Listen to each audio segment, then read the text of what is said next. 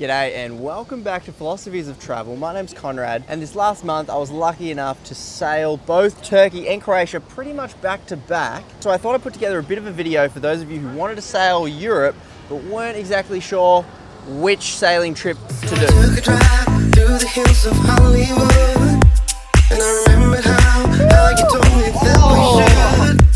And as I think of what you said that night, on the far side we could see almost every line. And I thought about. So I'll just start with the boats. In Turkey, you'll sail on a boat called a gullet, gulet, however correctly or incorrectly you pronounce words. I think it's gulet, I think. The Turkish boat, the gulet, will take about 15 to 18 people, somewhere between there, whereas the Croatian boat will take 25 to 30 people, so it's a little bit larger. All the cabins, if you can see behind me here, are below deck. It leaves all the room on the top deck for activities and sunbaking and getting sunburnt. The cruises. Now, both of these cruises in Croatia and Turkey have optional opt-in activities you can opt into. In Turkey, you can do paragliding, scuba diving, a few others. In Croatia, you can drive some buggies, go on a wine tasting or a walking tour around the different cities that you visit.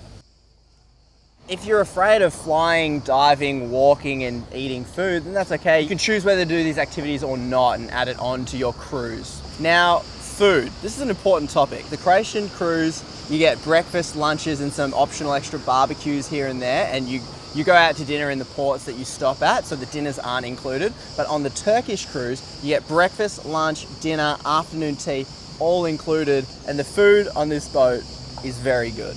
Personally, I love the Turkish food. They've got a chef on board that cooks all the meals, and I'm a vegetarian. I've learned some cultures do vegetarian food better than other cultures, and the Turkish know their way around a good vegetarian dish, in my humble opinion. But what's the difference, Konrad? I hear you ask. Good question. If you can't do both, here's what I'll say. On both cruises, you see some spectacular scenery, some of the cleanest, clearest water I've ever swum in, both in Croatia and Turkey. And you're guaranteed lots of sunshine, lots of good food, and lots of great cultural experiences, either way you go. But that doesn't answer your question, does it? No, it doesn't. I'll add this. If you prefer a high energy, very social cruise and like to party, I'd say go Croatia sail. But if you prefer a more relaxed, still social, and slightly less touristy cruise, I'd say go sail Turkey. Some extra things to note before you go ahead and book your holiday. When we're sailing Croatia, we dock up every night, we crank the AC and go to sleep in our cabin every night.